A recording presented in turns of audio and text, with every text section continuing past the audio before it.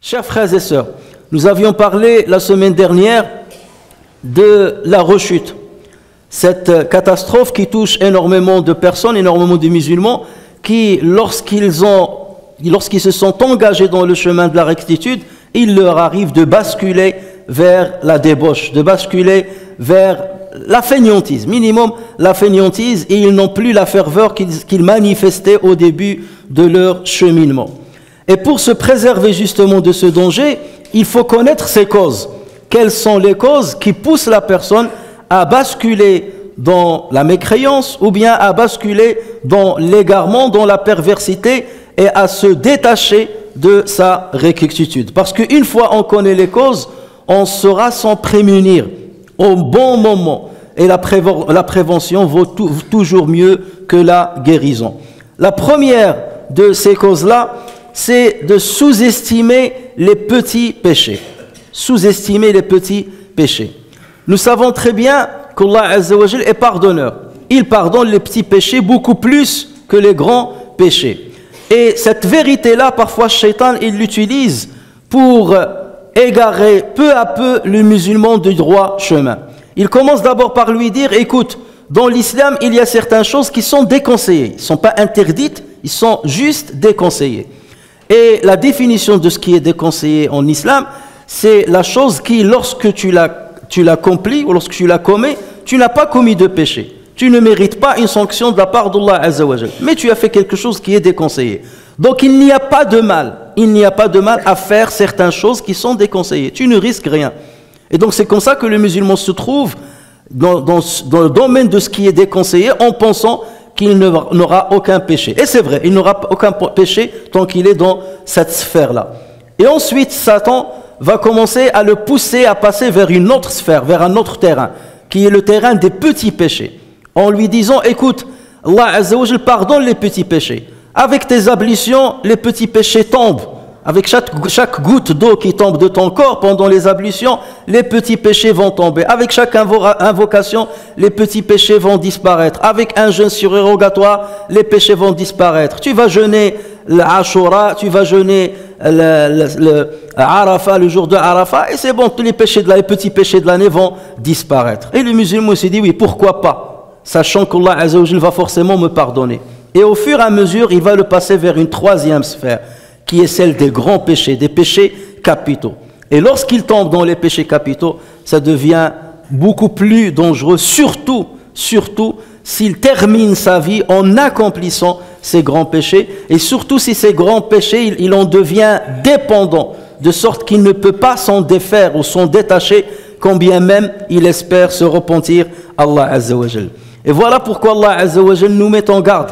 Il dit ce qui signifie, ô vous qui avez cru, ne suivez pas les pas du diable. Parce que lorsque tu suis le premier pas, il est facile, il n'est pas dangereux, il ne te fait courir aucun risque dans l'apparence. Tu suis le deuxième pas, le troisième pas, arrivera un moment, lorsque tu suivras un pas, tu bascules vers l'interdit et tu bascules vers un domaine où tu ne peux plus revenir en arrière. Ô vous qui avez cru, ne suivez pas les pas du diable. Quiconque suit les pas du diable, sachez que celui-ci ordonne la turpitude et le blâmable. Son objectif final, c'est que tu tombes dans la turpitude et le blâmable. Ce que tu commets avant, ce n'est qu'un préparatif pour que tu tombes vers ce qui est catastrophique. Sachez, chers frères et sœurs, que les gouttes d'eau finissent toujours par faire couler des rivières et que les petits grains de cailloux finissent par constituer des montagnes. Et il en est de même pour les petits péchés. Un petit péché qui s'ajoute à un autre petit péché, ils finissent toujours par faire basculer le musulman vers l'insouciance, vers la débauche, vers l'égarement. Dans un hadith rapporté par l'imam Ahmad sur Ibn Mas'ud, ce dernier dit, le prophète sallallahu alayhi wa sallam a dit « Méfiez-vous des petits péchés. Méfiez-vous des petits péchés parce que lorsqu'ils se rassemblent chez un homme, ils le conduisent vers sa perte. Ils le conduisent vers sa perte. » Et ensuite, le prophète sallallahu alayhi wa sallam a donné une parabole.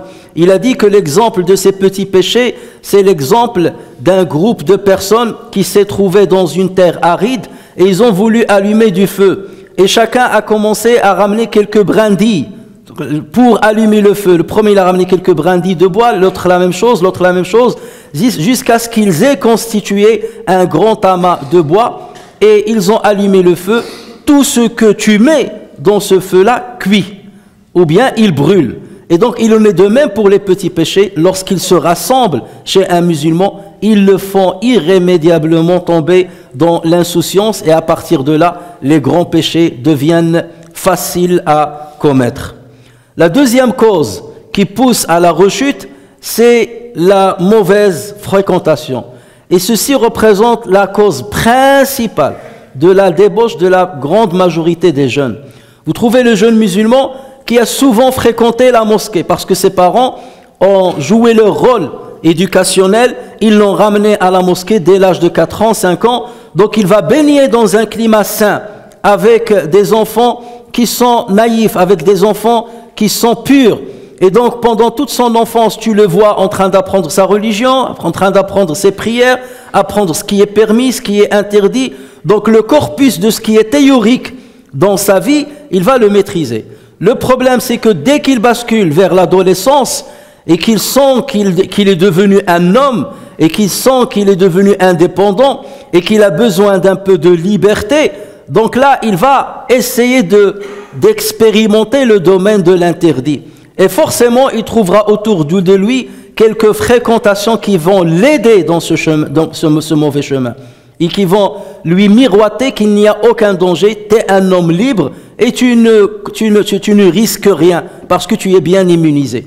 Et c'est comme ça qu'il commence à avoir des mauvaises fréquentations qui, peu à peu, vont l'éloigner de la mosquée, vont l'éloigner de l'éducation qu'il a reçue pendant toute son enfance, jusqu'à ce qu'il se trouve basculé dans la débauche. Et le pire, c'est lorsqu'il tombe dans des choses qui sont illicites, ou lorsqu'il devient dépendant de la drogue, ou bien dépendant de la consommation d'alcool, ou bien dépendant de certaines pratiques sexuelles, il ne peut plus revenir. Et quand bien même il veut se repentir à Allah Azza wa Jal et revenir, ça devient lourd pour lui, ça devient difficile pour lui. Et voilà pourquoi il ne faut jamais tester ce domaine-là. Pour un jeune homme, tant que tu es dans le droit chemin, reste et maintiens-toi sur le droit chemin. Ce que tu as appris d'une manière théorique, de par tes parents, de par les enseignants, de par les imams, les prédicateurs, sache que c'est la feuille de route que tu dois suivre jusqu'à la fin de ta vie.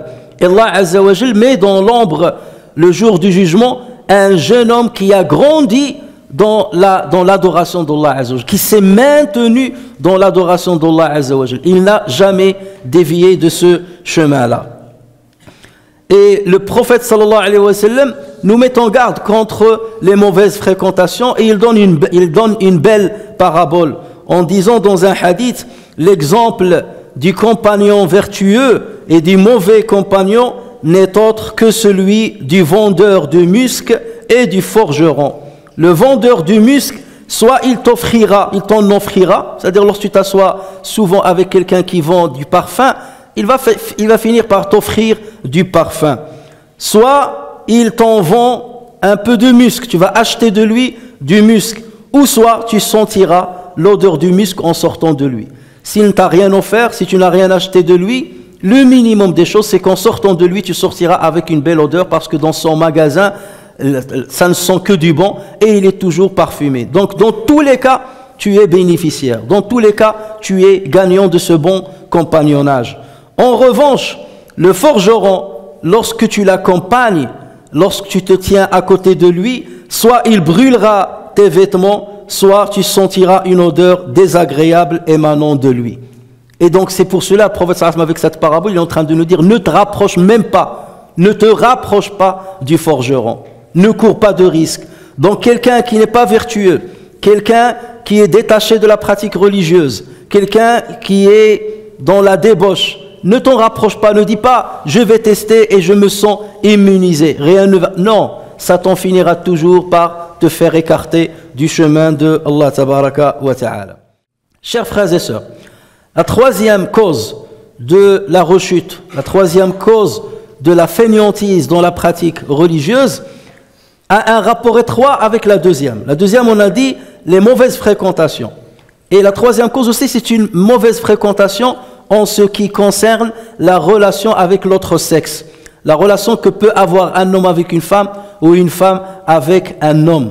Le jeune homme, lorsqu'il est en un âge prématuré, lorsqu'il est encore enfant, il n'y a pas des désirs qui vont émaner de son corps, il n'y a pas une passion acharnée qui va le pousser vers l'interdit. Mais dès qu'il atteint un certain âge et qu'il ressent un besoin corporel aux relations charnelles, là forcément il va essayer de trouver un compagnon ou une compagnante de route.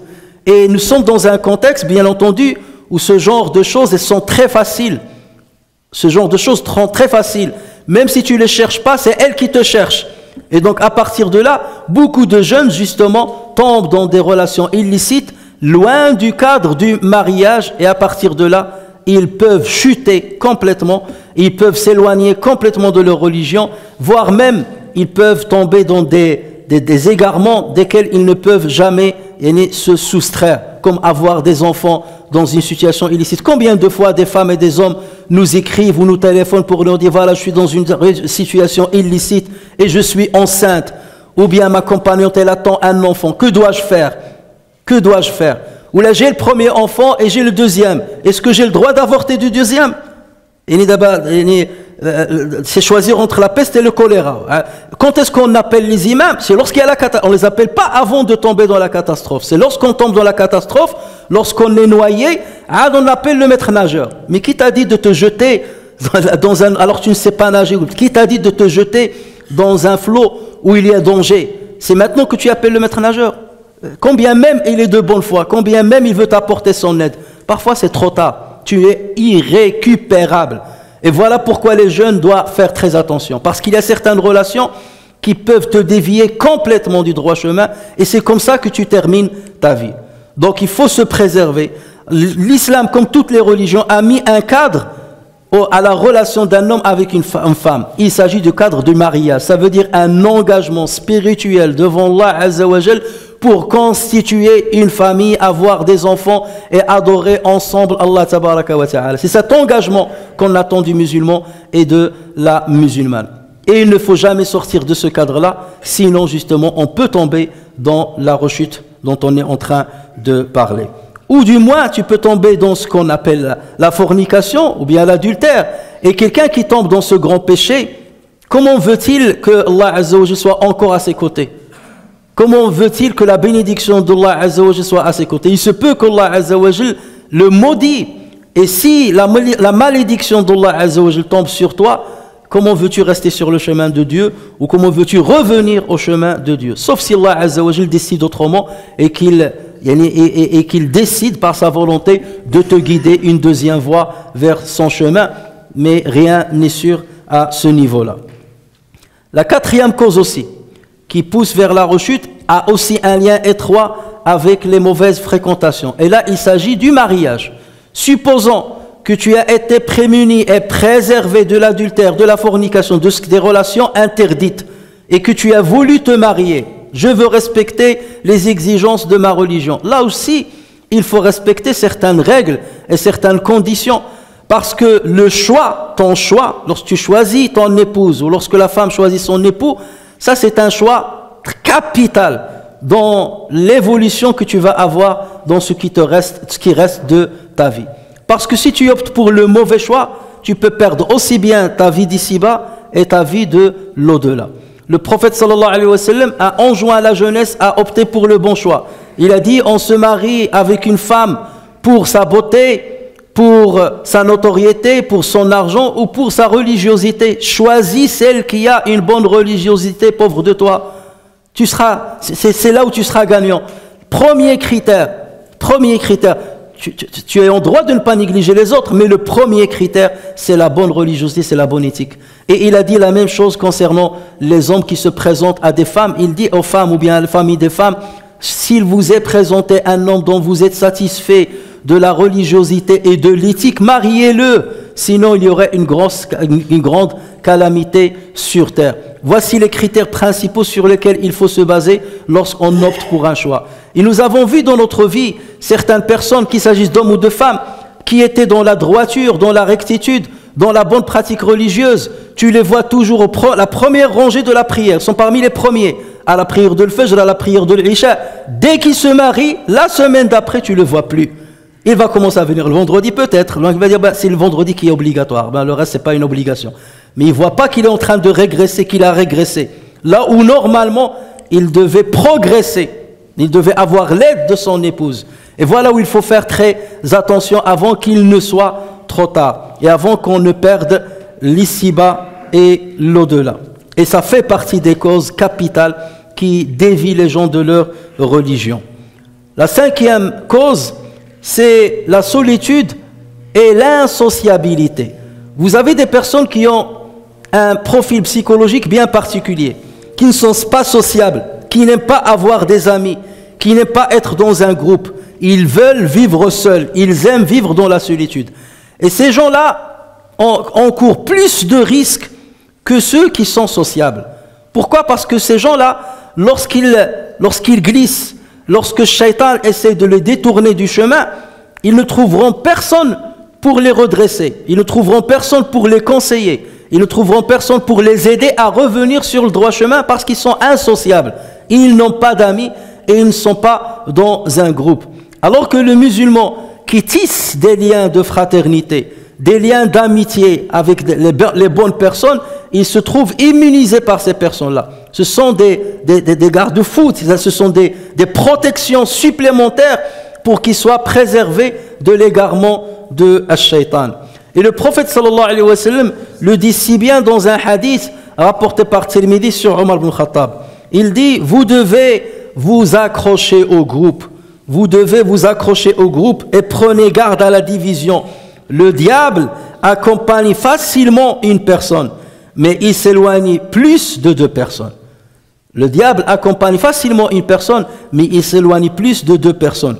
Que celui qui veut avoir comme demeure le meilleur endroit du paradis, qu'il s'accroche au groupe.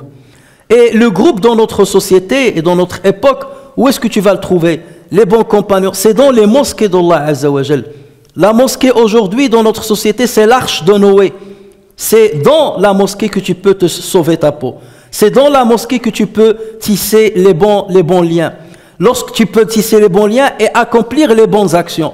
Lorsque tu t'engages dans une mosquée à œuvrer pour l'intérêt général, à enseigner les enfants, à enseigner les adolescents, à aider les enfants, à aider tes frères qui sont engagés dans le travail islamique dans les mosquées, tu te sens protégé.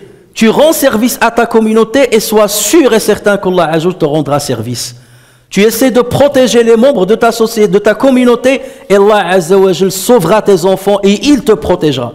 Parce que tu as donné de ton temps, tu as donné de ton énergie pour la communauté musulmane, fi sabilillah, en espérant que la satisfaction d'Allah Azza wa Jalla. Et Allah Azza wa Jalla te rendra ceci irrémédiablement.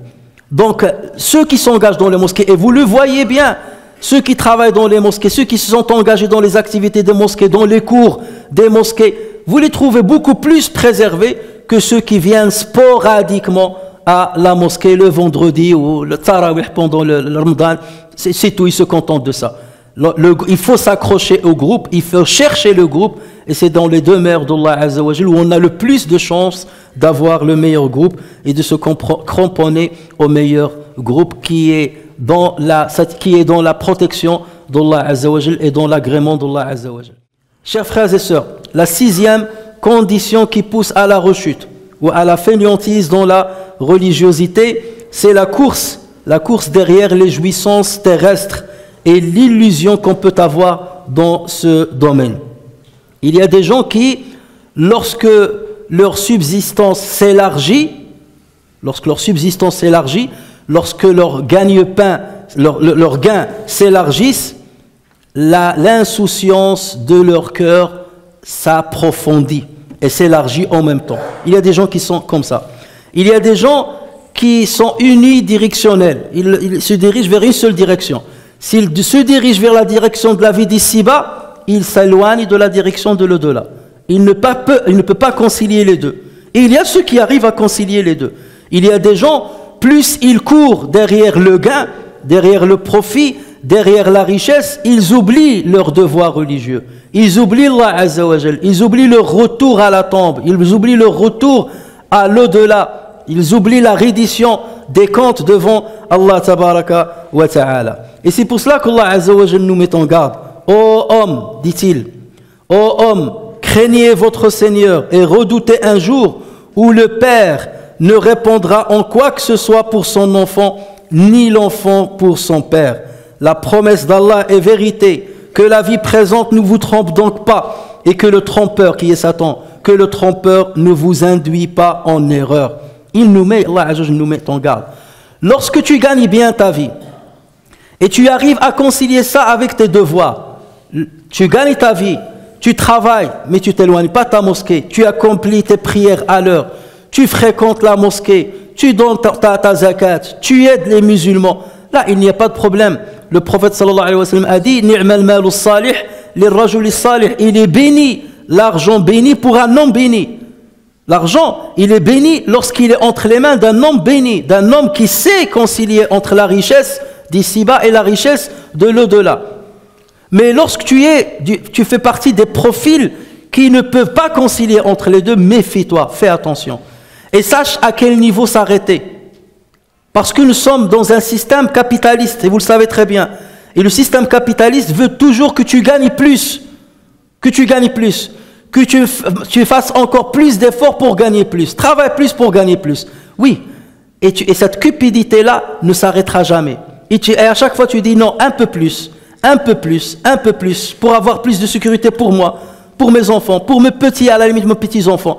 Mais quand bien même tu as entre tes mains ce qui pourra te suffire et suffire à 3 ou 4 générations derrière toi, la cupidité te poussera toujours à courir derrière l'argent et parfois à oublier tes devoirs religieux. Et c'est là où il faut être vigilant, et c'est là où il faut faire très attention et savoir à quel niveau il faut s'arrêter. Le prophète sallallahu alayhi wa sallam dit dans un hadith rapporté par Muslim, si le fils d'Adam possédait une vallée d'or, il aimerait en avoir 2. Alors qu'une vallée d'or, ça suffit largement. Même si tu vis 1000 ans. Mais c'est comme ça que l'être humain est fait. Si le fils d'Adam possédait une vallée d'or, il aimerait en avoir 2. Or, seule la terre comblera son ventre. Ça veut dire qu'il n'y a que le moment où il va être enterré, enseveli dans la terre, que sa cupidité va s'arrêter. Or, seule la terre comblera son ventre et Allah accorde le repentir à quiconque se repent. Donc, la richesse est un piège. La richesse est une épreuve. Et si on n'est pas assez immunisé, et si on n'est pas assez vigilant pour bien négocier avec la richesse, on risque de tomber dans la rechute, on risque d'accuser une fainéantise dans notre religiosité, et il faut s'en méfier. Voici, d'une manière très succincte, 6 causes qui poussent à la rechute, et lorsqu'on les sait très bien, il faut s'en préserver. Il y a d'autres causes qu'on essaiera de citer la prochaine fois, Inch'Allah.